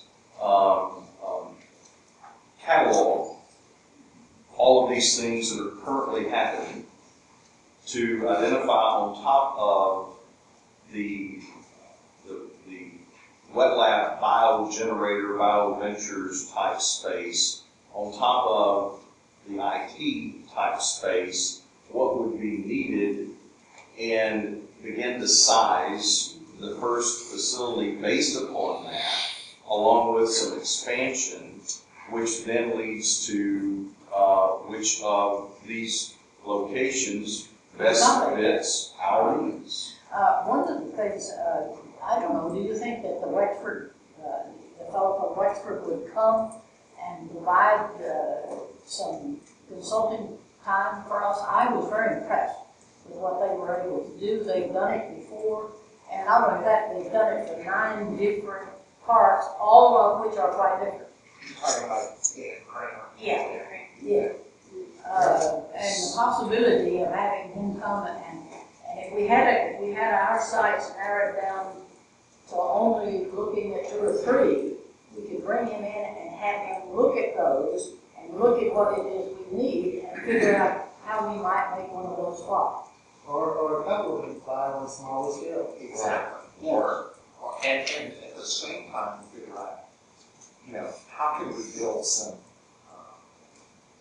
community momentum around this so that we're not asking people how much we bring to the park. People are coming to us saying, I want to bring 4,000 people. I want to buy 2,000 feet in the park. And if we could get some sort of a sense of demand, I think it would generate. I understand the business about you can't build and they'll come, but you're not going to get that kind of information until you decide. No, which you It ain't gonna happen. Because people are attracted to something that is, not something that might be. I'm sure unless they're part of it. Yeah, unless they're part of the might be and they're part of that, correct. Yeah. Since our consultant is their consultant, Charles Dopes does their consulting work too. Why not contact him and let him talk with Dan Kramer and see between them. Yeah, how they might respond to the questions that came up. Well, see, I think that if you hear these two new presentations in September, I really think we have to move on to how we're going to make a decision. We've been at this now for a year. We're going to quickly be a year and a half. And people begin to get weary of hearing about it, and you lose what momentum you have. So I think that we have to, what I would like to suggest is that if we hear the two new sites that we've talked about, that this board make its decision to narrow those sites down, the ones that they would consider. And then let's have those people come take a look at them and let them help us decide of those last ones which make sense. And also how you go about the work. Those guys are really good at developing these sites. And Madam Chairman, that's the reason why I want to ask for an interim step in that process. I agree with what Dixon has just said. But I think maybe it's right before our very eyes in terms of what the first facility ought to look like and who would be in it by simply asking the 3 incubation related companies at UALR now, the 7 at UAMS BioVentures, the 70 or so Innovate Arkansas companies that are currently at that walking stage.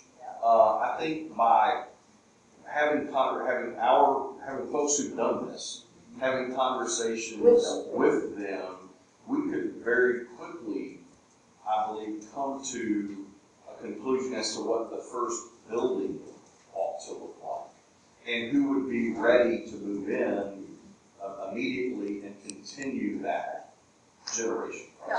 I don't disagree with that, and I think that's what one can actually do.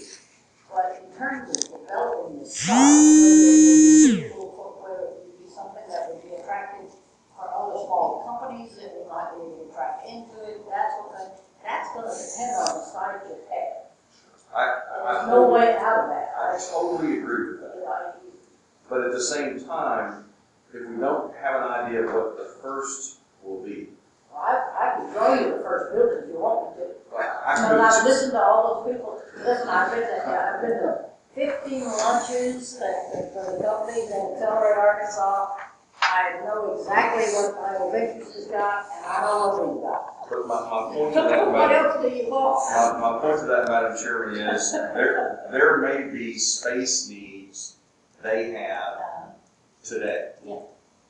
That That's all you could get. that we can assist with and continue the growth of those companies in Central Arkansas, as opposed to force them to go somewhere else because we simply don't have what they need. So it's not just what they need, but are they interested in being a first tenant at 4,000 square feet? Some of them won't. Right, but at least we have a much clearer idea of things that exist today as we go through this process. But all I'm trying to say to you, you're not going to get, there is no way to get a blueprint before you go. I mean, you either finally get the best information you can, and what the information is there, and you make a decision. If we make a mistake, we'll try to correct it. But on the other hand, if you expect to get a nice blueprint of exactly what it is that they're going to want, when you get the building up, well,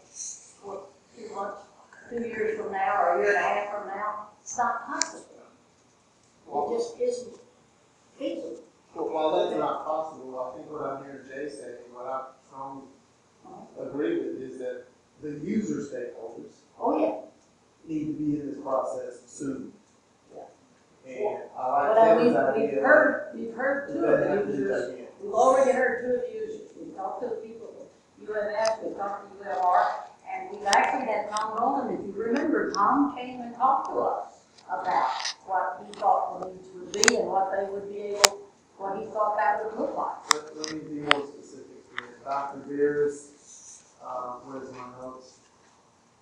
Dr. Pierce's company's not even off the ground yet. He doesn't have a clue.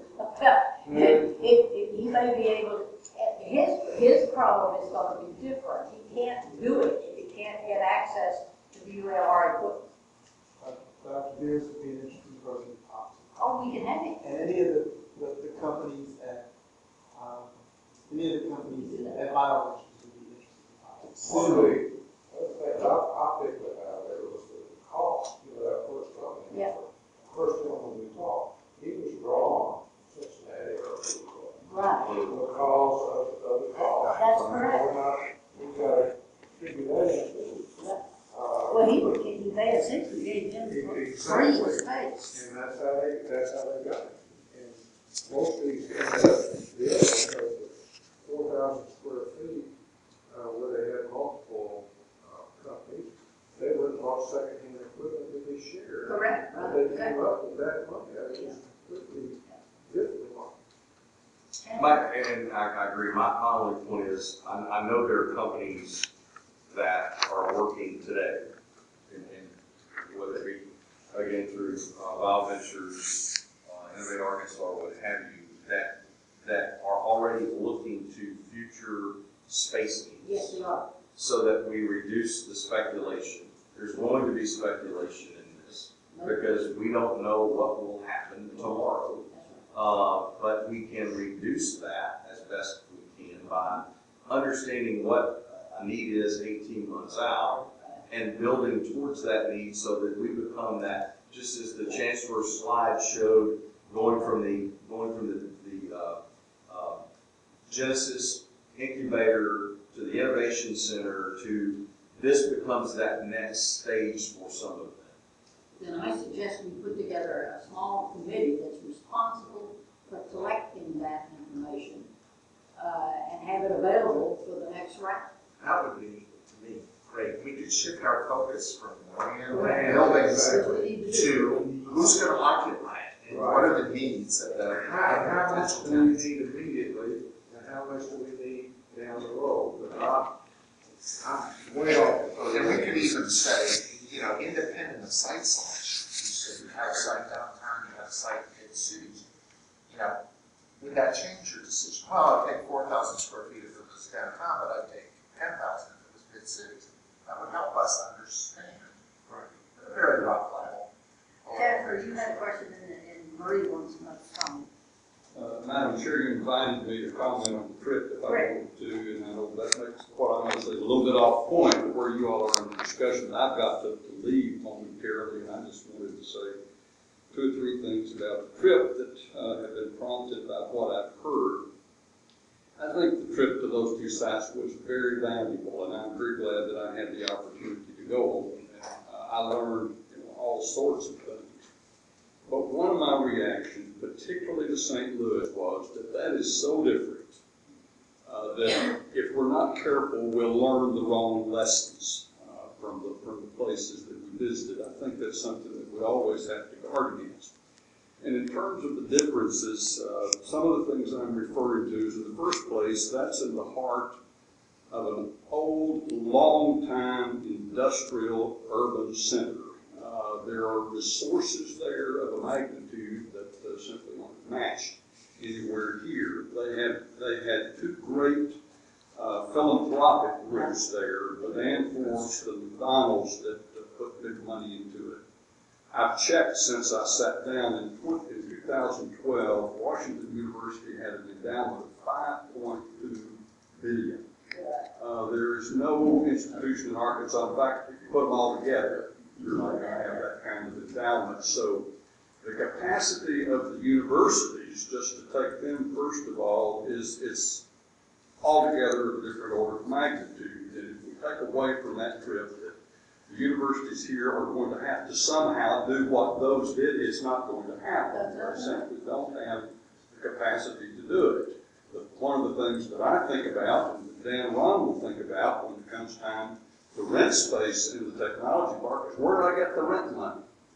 It's not available in abundance. I want to urge you to go to Fayetteville. I would rather you go there than have a consultant, or at least go there first, because that's a case of where, in a sense, they've pulled that up from the bootstraps, with the bootstraps through the years.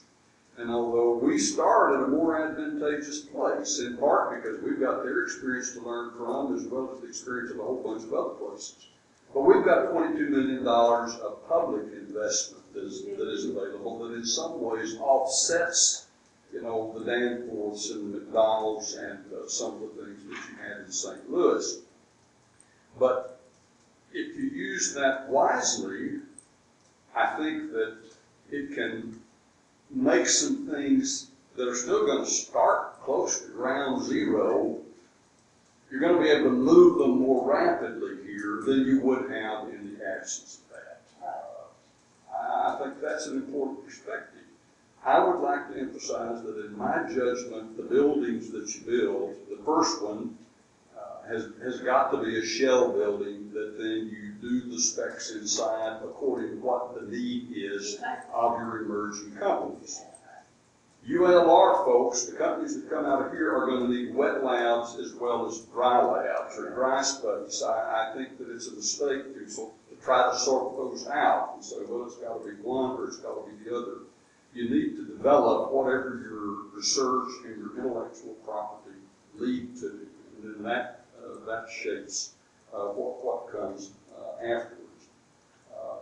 I think that's most of what I wanted to say. The other thing, and I've encountered in various meetings, there's a public misperception of something, and I think it's understandable, but I think it's fundamental.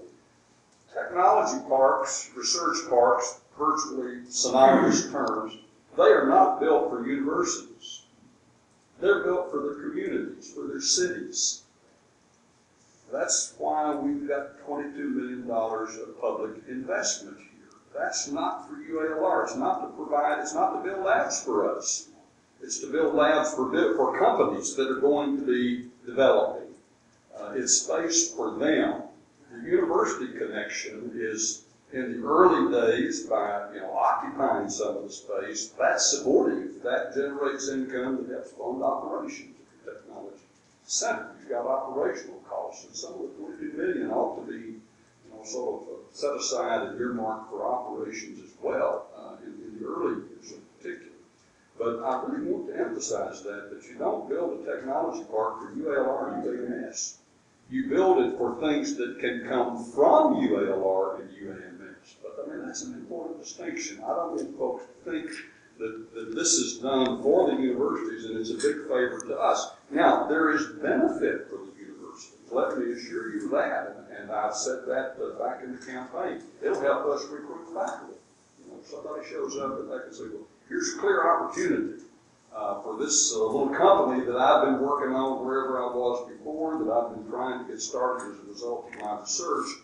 There's an incubator there where there's going to be various kinds of support that I like. That would be attractive to your entrepreneurial professor, your innovative kind of person, and it's good for our students to have the kinds of experiences that go with it. You have, as you did with those 10 students I mentioned you there, the kind of energy and intellectual activity that goes on in that spreads. It's not limited to just them. That's beneficial to the whole campus. So I don't want to say at all that there aren't profound benefits that the university realizes from it, but it's a byproduct. It's an effect of them. It's not something that you start out to do and say we're going to provide you a chemistry building. That's not something that people of Little Rock ought to do. The facility is not for universities, and I think however it ends up being shaped, it needs to be shaped in response to demand, and that's what you can't predict. You don't know what's going to be hot in 5 years. Who ever heard of nanotechnology before just a few years ago? And who knows what may be hot in this part of the state that would have impact on this. So those are some of my, I thought the trips were wonderful, and I really enjoyed meeting people, and I think there are just all kinds of sort of individual lessons that can really inform how we go forward here. But I do have concerns that we might learn the wrong lessons. This is just a very different circumstance, in some ways it's more advantageous. But at the same time, it's, in a lot of ways, it's more challenging. We're starting farther back up the road than those institutions were when they started it. I think the examples I gave you in Fayetteville, they've been doing this incrementally for 30 years, and they ought to be praised to the high heavens for what they've accomplished there and the way they've done it. And they didn't have the benefit of $22 million public investment at the outset of that. So that's why we can accelerate it in the early years, but it's years involved. I'm going to have to excuse myself. I appreciate you giving me another opportunity to speak. Let's stay in touch. I just want I want to say that to me a tech park is not the same as an office or business park because of the nature of the clients. And so as a reality check here, we talk about entrepreneurial businesses and startup businesses. We have to realize that there's a lot of failure of that level. And so the advantage of a tech park is not just to put somebody there, but it's actually to provide them with the environment that allows them to de-risk the issue of starting or failing a startup company. So it's not just the building. It also is, as I think we've alluded to, or I'm hearing, all the things that actually are operational and that become part of the infrastructure that allows for the tech park to provide services to those companies that then allows them to actually watch their pennies, make things a little bit easier, make the connections to venture capital or to other fee-for-service types of elements that they need. So if you ask companies what do they need and would they be willing to go to a tech park, I think you also have to factor in what you're going to provide or what are the services that you envision that the tech park actually is going to have available, whether it is business management, HR, tax, payroll, or whether it is actually services such as clinical engineering for repairing equipment that's not working, or whether it's a variety of different elements there. And I know that UAMS actually provides that infrastructure. I suspect that would be the case with Bueller as well. Those are things that we can do at BioVentures because it's across the street, okay? That some of those things are taken care of. It's very different when we're now talking, an entity that is 3 miles away, 10 miles away. Those are things now that services we have to really consider within and be self-sufficient within this organization. And that's part of the functionality that becomes important to actually consider. Operations, what becomes of value for the company as they want to move to that tech park. And I would also suggest that while it's really exciting to have entrepreneurial companies, I've seen a lot of companies that go public and they do very well and then, they go bust. And so there are different stages of being able to survive and grow. And it's very useful to have 1 or 2 anchor companies that are a little bit longer in maturity or not even develop it. They're willing to participate and provide you some of that early environment that then gives you that critical mass. That's of value. And so I wouldn't throw away the company that was, in St. Louis because I think that's actually a valuable consideration. Now, it may not be that size. That's a different story. But I'm glad to hear people moving towards need and functionality because I think that's actually going to be critical for success. Yes, sir. Dr. Child, what you've included in that list of need functionality is in fact that business services conversation and infrastructure that we need to be thinking about all at the same time preparing for this decision. Because part of that $22 million is going to have to go towards that. I absolutely, and I think you need to factor that in. And not immediately. Yes, it will come as you need it, is what it amounts to. That's the way it works. I would make one comment about the Fayetteville facility. It is true that they have built that pretty much quickly, but the original engineering research center on which it's based was a major earmark from the senator of the state of Arkansas who had the clout to pull it. So don't forget, we don't have that anymore. So they did have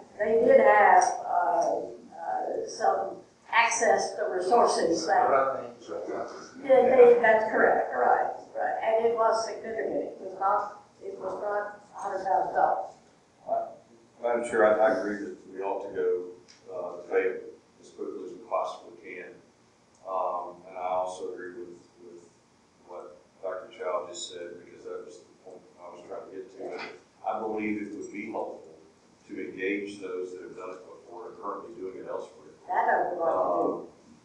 Through Charlie and Mr. Kramer, if possible, to talk about what that looks like, what that costs them as they're operating the 9 or so parks that they're operating across. Because in the end, and this goes back to Chancellor Anderson, in the end, those kinds of services are an investment in the park. And if that is part of what can be brought by existing resources, then that's a huge help to making this thing successful as well.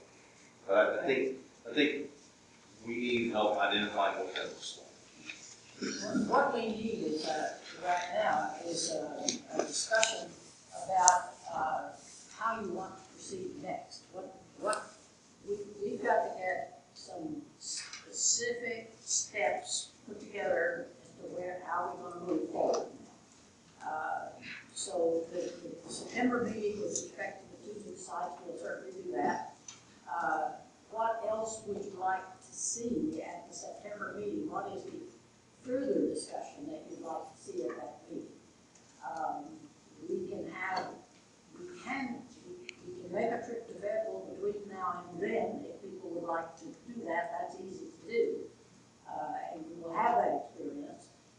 The other thing we can do, now we've heard from all of the folks that are going to have companies. What we can go back and do is ask them what they believe are the spinoffs that are going to come out of there in the next year and a half, and what those would look like. But I think the Chancellor is correct with respect to design of the building. It's going to be a build out. It's going to have opportunities for building out some lab space. It's going to have opportunities for building out some IT space. But you build it as you get the people coming into it. You finish the inside as you get the people to come. But if you don't start, you'll not get the people to come inside. Sooner or later, you got to build a shell. So we can. What else would you like to see in September? I mean, do we want to try to get Charlie to come have a session with us? Madam Chairman, I would suggest we let that agenda flow from what we can accomplish between now and then. Okay, we can do that. We need to do, as I see it, 3 things. One is the survey of these startup companies. How far can we go on that survey? And I'll be glad to participate.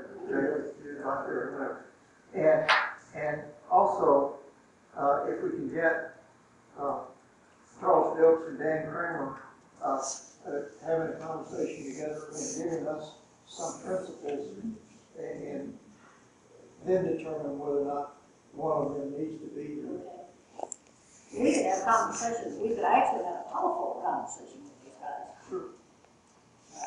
And we could do that easy enough and then decide whether we need it to come later on or not. But the Wexford people have had the experience of developing a park, not just the entrepreneurial part, which we definitely have to have, but they also have been able to figure out ways to attract other companies to the park. And you want to mix. Marie is absolutely correct. If you'd like to bring in some other companies who are established and have things going, that's how you make the park successful over time. And they've done that. That's if you look at some of the other parks they put together, they know how to develop that to attract those sorts of things as well. let's see how far we can get and then circulate it among the members and let that agenda come out of that. Okay, fair enough. So Jay's gonna head up the, what I call the tenant piece of it. Dr. Chow mentioned something about business services, maybe get an inventory of the right services that would be provided by One of the things I think that's an extraordinary idea, because what they need is they need legal services, they need access to computer lines, they need access to telephone, that kind of essential services have to have. But one thing that do keep in mind, many of the, you noticed on the Chancellor's first piece of his thing was on advanced materials. You cannot do any of those advanced materials one unless they can get to the ULR equipment. We've now got probably in the neighborhood of $10 million worth of equipment that's designed for advanced material design and what have you. They cannot, these startup companies cannot put that kind of equipment on the ground. So unless they can get at the equipment that you have here, they will not, those materials companies will not materialize. Because the nanotechnology stuff, you can't do any of it without that equipment. It's not the old shade-free mechanics kind of a deal. So keep that in mind as well. And I'm assuming, Marie, that that's true of some of your companies, that they could not get to the equipment that UAMS has, they couldn't get off the ground. Well, I think that is true, but I think the other thing to consider is that not just business services, there are also laboratory services that the university provides. And those are part of just infrastructure. But it is something that needs to be factored into this consideration. They're different from the life science versus the material science engineering side. And that adds a little bit more of a complexity. But there are also ways to take shared equipment that we could then help seed some of this. But I think over time, these companies will begin to build shared equipment. But they will not be able to do that on the front end. When you talk business services, as Jeff Stinson will tell us, there's two levels of that. One is that routine, that payroll, and that type of assistance. The other is management. Advice. But presumably, that's some of the structure that Innovate Arkansas, Fund for Arkansas Future, all of the various organizations that have been there to help with that. Again, they may be, it may be unique to have them situated or even have an office that they share there, which might also be very advantageous. Yeah, it would be the best of all worlds if Accelerate Arkansas could be located in the park. Whether that would be feasible or not, I don't know, but that would be a great opportunity.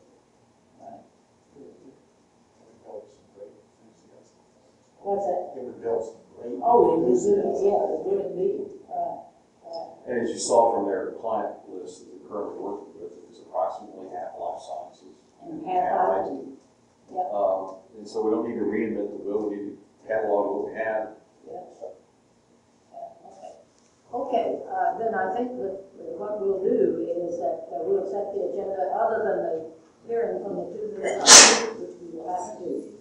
And then we will set the rest of the agenda based on the information that we get from our consultants and the information that if we make the trip table, we'll try to arrange that, get that done. And Jay, if we could start the inventory, that would be great. We actually got an inventory. It's a question of evaluating that inventory. We got an inventory. Tom gave us the inventory, and I think Marie gave us the inventory from Dollar Ventures, and we got I think we gave you the inventory for the ULR, such as it is. So we've got the inventory. It's a question of that much. Anything else? Is anyone going to be the point person for trying to schedule a fable? I'll be happy to do that. I don't know people very well. That's right. What I would suggest we do is just a small, reasonably comfortable van for the day and go up there and back. If we need to spend, about, if we left at 8, we get there by 10:30, have some lunch, have some discussion with people, and then have an hour and come back. Make the day. Madam Chair, I'm not sure I want you to be driving if you think we're getting there in 2.5 hours. How long does it take you to drive? That's a normal time to go there. If you go with Kevin, it'll be less. Based on what's said, we don't want to survive on your GPS. Exactly. One thing, Jay, Sylvia. yeah, Jay, if you could do this week, just do a little, calendar check and see what days the most of us could go. Okay. If you do that, then I'll check with, the folks up there and we'll make a way to go. He'd be happy to have us. We'll have Buckley send that out tomorrow, and we'll see what days work for you guys. Yeah, let's do it. Anything else? If not, we'll adjourn for today and we'll do the second Wednesday of September.